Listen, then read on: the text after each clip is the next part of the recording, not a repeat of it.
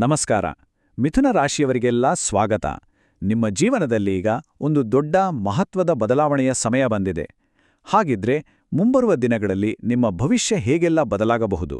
ಬನ್ನಿ, ಈ ವಿಶ್ಲೇಷಣೆಯಲ್ಲಿ ಒಂದೊಂದಾಗಿ ಹಂತವಾಗಿ ತಿಳಿದುಕೊಳ್ಳೋಣ. ಹೌದು, ಇದನ್ನ ಗಮನದಲ್ಲಿಟ್ಕೊಳ್ಳಿ. ಇದು ಬರೀ ಒಂದು ಸಣ್ಣ ಬದಲಾವಣೆ ಅಲ್ಲ, ಇದು ನಿಮ್ಮ ಜೀವನದ ದಿಕ್ಕನ್ನೇ ಬದಲಿಸಬಲ್ಲ ಒಂದು ದೊಡ್ಡ ತಿರುವು.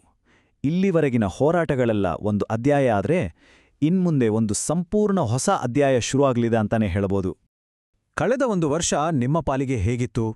ನಿಜ ಹೇಳ್ಬೇಕಂದ್ರೆ ಅದೊಂದು ಕಠಿಣ ಪರೀಕ್ಷೆನೇ ಆಗಿತ್ತು ಅಲ್ವಾ? ನಿರಂತರ ಹೋರಾಟ, ಮಾನಸಿಕ ಒತ್ತಡ, ಎಷ್ಟೇ ಕಷ್ಟಪಟ್ಟರೂ ಅದಕ್ಕೆ ತಕ್ಕ ಪ್ರತಿಫಲ ಸಿಕ್ತಿಲ್ಲ ಅನ್ನೋ ನೋವು ಇದೆಲ್ಲ ನಿಮ್ಮನ್ನ ಕಾಡಿರ್ಬೋದು. ಆದರೆ ಇನ್ನೂ ಚಿಂತೆ ಬೇಡ, ಯಾಕಂದ್ರೆ ಗ್ರಹಗಳು ಈಗ ಒಂದು ಸ್ಪಷ್ಟ ಸಂಕೇತ ಕೊಡ್ತಿವೆ. ಇದು ನಿಮ್ಮ ಪುನರ್ಜನ್ಮದ ಸಮಯ. ಅಂದ್ರೆ ಕಳೆದು ಹೋಗಿದ್ದ ಆತ್ಮವಿಶ್ವಾಸ, ಶಕ್ತಿ ಎಲ್ಲವನ್ನೂ ಮರಳಿ ಪಡೆಯೋ ಕಾಲವಿದು. ಸರಿ, ಹಾಗಿದ್ರೆ ಈ ಬದಲಾವಣೆಯನ್ನ ಇನ್ನಷ್ಟು ಆಳವಾಗಿ ಅರ್ಥ ಮಾಡ್ಕೊಳ್ಳೋಣ. ಈ ವಿಶ್ಲೇಷಣೆಯಲ್ಲಿ ನಾವು ಮೊದಲಿಗೆ ಆ ದೊಡ್ಡ ತಿರುವು ಯಾವುದು ಅಂತ ನೋಡ್ತೀವಿ. ಆಮೇಲೆ ನಿಮ್ಮ ಗ್ರಹಗಳ ಸ್ಥಿತಿ ಹೇಗಿದೆ, ವೃತ್ತಿ, ಹಣಕಾಸು, ಸಂಬಂಧಗಳು, ಆರೋಗ್ಯ ಮತ್ತು ಕೊನೆಯದಾಗಿ ನಿಮ್ಮ ಯಶಸ್ಸಿನ ದಾರಿಯ ಬಗ್ಗೆ ವಿವರವಾಗಿ ಚರ್ಚೆ ಮಾಡೋಣ. ಮೊದಲನೇದಾಗಿ ಈ ಮಹತ್ವದ ತಿರುವು ಏನಿದು? ಇದರ ಮೂಲತತ್ವ ತುಂಬಾನೇ ಸಿಂಪಲ್. ಇಲ್ಲಿಯವರೆಗೂ ಹೊರಗಿನ ಪ್ರಪಂಚದ ಜೊತೆ ಹೋರಾಡಿದ್ದು ಸಾಕು. ಈಗ ನಿಮ್ಮ ಗಮನವನ್ನು ನಿಮ್ಮ ಒಳಗಿನ ಶಕ್ತಿಯ ಕಡೆಗೆ ತಿರುಗಿಸುವ ಸಮಯ. ನೋಡಿ, ಕಳೆದ ವರ್ಷ ನಿಮ್ಮ ಸಹನೆಯನ್ನ ಪರೀಕ್ಷೆ ಮಾಡಿತು. ಈ ತಿಂಗಳ ಆರಂಭದಲ್ಲಿ ನಿಮ್ಮ ಗಮನವೆಲ್ಲ ಹೆಚ್ಚಾಗಿ ಹೊರಗಿನ ಸಂಬಂಧಗಳು, ಸಾರ್ವಜನಿಕ ಇಮೇಜ್ ಮೇಲೆ ಇತ್ತು.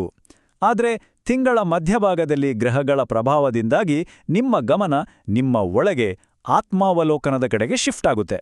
ಇದರ ಪರಿಣಾಮವೇ ಒಂದು ಪುನರ್ಜನ್ಮ, ಒಂದು ಹೊಸ ಆರಂಭ. ಹಾಗಿದ್ರೆ ಈ ಎಲ್ಲ ಬದಲಾವಣೆಗಳ ಹಿಂದೆ ಯಾವ ಶಕ್ತಿ ಕೆಲಸ ಮಾಡ್ತಿದೆ, ಇದರ ಹಿಂದಿನ ಯಾಕೆ ಅನ್ನೋದನ್ನ ಅರ್ಥ ಮಾಡ್ಕೊಳ್ಳೋಣ ಬನ್ನಿ. ನಿಮ್ಮ ಗ್ರಹಗಳ ಸ್ಥಿತಿಯನ್ನ ನೋಡಿದ್ರೆ ಮುಂದಿನ ದಾರಿಯ ಬಗ್ಗೆ ಒಂದು ಸ್ಪಷ್ಟ ಚಿತ್ರಣ ಸಿಗುತ್ತೆ. ಮೊದಲಿಗೆ ಒಂದು ತುಂಬಾನೇ ಪವರ್ಫುಲ್ ಯೋಗ ನಡೀತಿದೆ, ಚತುರ್ಗ್ರಹ ಯೋಗ.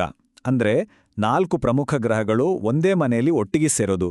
ಇದು ನಿಮ್ಮ ಜಾತಕದ 7ನೇ ಮನೆಯಲ್ಲಿ ಆಗ್ತಿದೆ. ಗೊತ್ತಲ್ಲ, 7ನೇ ಮನೆ ಅಂದ್ರೆ ಸಂಬಂಧಗಳು, ಪಾರ್ಟ್ನರ್ಶಿಪ್, ಸಾರ್ವಜನಿಕ ಜೀವನ. ಸೊ ಈ ಕ್ಷೇತ್ರಗಳ ಮೇಲೆ ನಿಮ್ಮ ಗಮನ ತೀವ್ರವಾಗಿ ಕೇಂದ್ರೀಕೃತವಾಗಲಿದೆ. ಪ್ರತಿಯೊಂದು ಗ್ರಹಕ್ಕೂ ಇಲ್ಲೊಂದು ವಿಶೇಷ ಪಾತ್ರವಿದೆ. ನಿಮ್ಮ ಲಗ್ನದಲ್ಲಿರುವ ಗುರು ಒಂದು ರೀತಿ ರಕ್ಷಣಾತ್ಮಕ ಗುರಾಣಿ ಹಾಗೆ ಕೆಲಸ ಮಾಡಿದ್ರೆ, 10ನೇ ಮನೆಯಲ್ಲಿರೋ ಶನಿ ನಿಮ್ಮ ಕಠಿಣ ಪರಿಶ್ರಮ ಮತ್ತು ಶಿಸ್ತನ್ನ ಪರೀಕ್ಷೆ ಮಾಡ್ತಾನೆ. ರಾಹು ಅನಿರೀಕ್ಷಿತ ಅದೃಷ್ಟ ತಂದ್ರೆ, ಸೂರ್ಯ ಮಂಗಳರು ನಿಮ್ಮಲ್ಲಿ ಶಕ್ತಿಯನ್ನ ತುಂಬ್ತಾರೆ, ಆದರೆ ಜೊತೆಗೆ ಸ್ವಲ್ಪ ಅಹಂಕಾರವೂ ತರ್ಬೋದು. ಎಚ್ಚರ. ಸರಿ, ಈಗ ಎಲ್ಲರಿಗೂ ತುಂಬಾನೇ ಮುಖ್ಯವಾದ ವಿಷಯಕ್ಕೆ ಬರೋಣ, ವೃತ್ತಿ ಮತ್ತು ಹಣಕಾಸು. ಈ ಬದಲಾವಣೆಯ ಅಲೆಗಳಲ್ಲಿ ಅವಕಾಶಗಳನ್ನ ಹೇಗೆ ಹಿಡಿದಿಟ್ಕೊಳ್ಳೋದು ಅಂತ ನೋಡೋಣ. ಉದ್ಯೋಗ ಹುಡುಕುತ್ತಿರೋರಿಗೆ ಇದೊಂದು ಅದ್ಭುತ ಸಮಯ. ಸೂರ್ಯ ಮತ್ತು ಮಂಗಳರ ಸಂಯೋಗದಿಂದಾಗಿ ಒಂಥರ ರಾಜಯೋಗದಂತಹ ಫಲಿತಾಂಶ ಸಿಗಲಿದೆ. ಇಂಟರ್ವ್ಯೂಗಳಲ್ಲಿ ಧೈರ್ಯವಾಗಿ ನಿಮ್ಮ ಸ್ಕಿಲ್ಸ್ ತೋರಿಸಿ.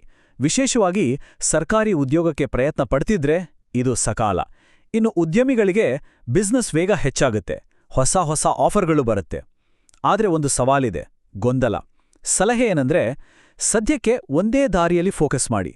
ಹೊಸ ಪ್ರಾಜೆಕ್ಟ್ ಶುರು ಮಾಡೋ ಮೊದಲು ಈಗಿರೋದನ್ನೇ ಇನ್ನಷ್ಟು ಬಲಪಡಿಸಿ. ಈ ಒಂದು ಪ್ರಶ್ನೆ ನಿಮ್ಮ ತಲೆಯಲ್ಲಿ ಓಡ್ತಾ ಇದೆಯಾ? ಯಾಕಪ್ಪ ನನ್ನ ಹಣಕಾಸಿನ ವ್ಯವಹಾರಗಳೆಲ್ಲ ನಿಂತಾಗೆ ಆಗಿದೆ ಅಂತ?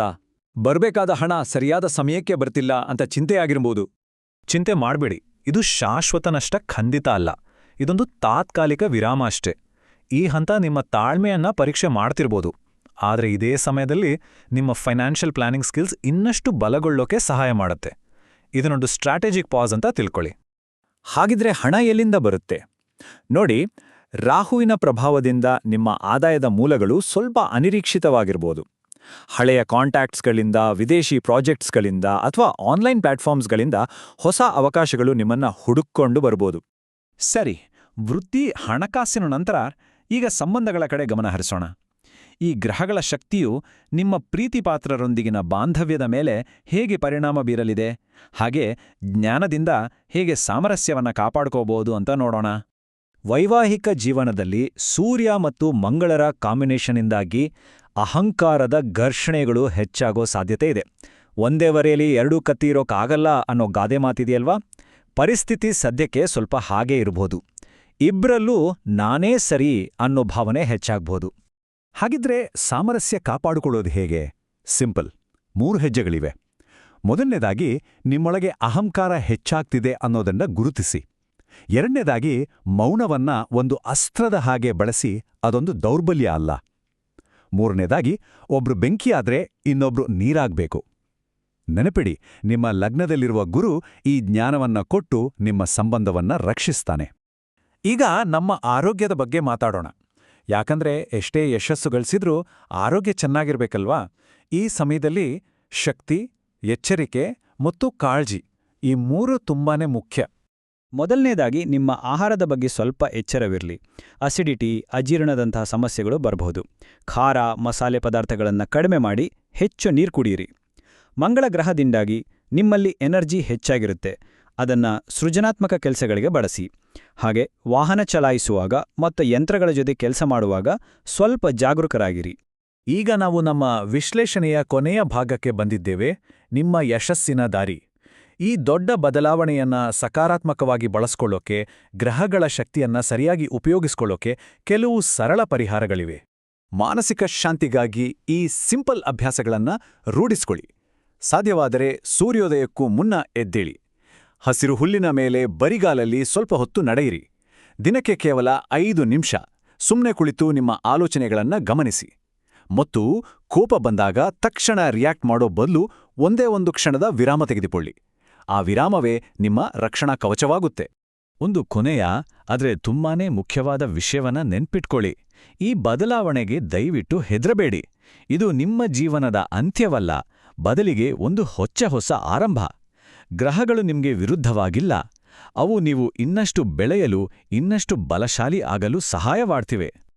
ಮತ್ತು ಈ ಇಡೀ ಸಮಯದ ಅತ್ಯಂತ ಪ್ರಮುಖ ಪಾಠ ಏನಂದ್ರೆ, ನಿಮ್ಮ ಆತ್ಮವಿಶ್ವಾಸವೇ ನಿಮ್ಮ ಅತಿದೊಡ್ಡ ಯಶಸ್ಸು. ನೀವು ನಿಮ್ಮನ್ನ ನಂಬಿದ್ರೆ ಈ ತಿಂಗಳು ನಿಮ್ಮ ಜೀವನದಲ್ಲಿ ಖಂಡಿತವಾಗಿಯೂ ಒಂದು ಅದ್ಭುತವಾದ ತಿರುವನ್ನು ತರಲಿದೆ. ಹಾಗಿದ್ರೆ ಈ ದೈವಿಕ ರಕ್ಷಣೆ ನಿಮ್ ಜೊತೆಗಿರುವಾಗ ಕಳೆದುಹೋದ ಆ ಆತ್ಮವಿಶ್ವಾಸವನ್ನ ಮರಳಿ ಕಟ್ಟಿಕೊಳ್ಳಲು ನೀವಿಡಬಹುದಾದ ಆ ಮೊದಲ ಹೆಜ್ಜೆ ಯಾವುದು? ಈ ಪ್ರಶ್ನೆಯೊಂದಿಗೆ ಧೈರ್ಯದಿಂದ ಮುನ್ನಡೆಯಿರಿ ಅಂತ ಹಾರೈಸ್ತೇನೆ.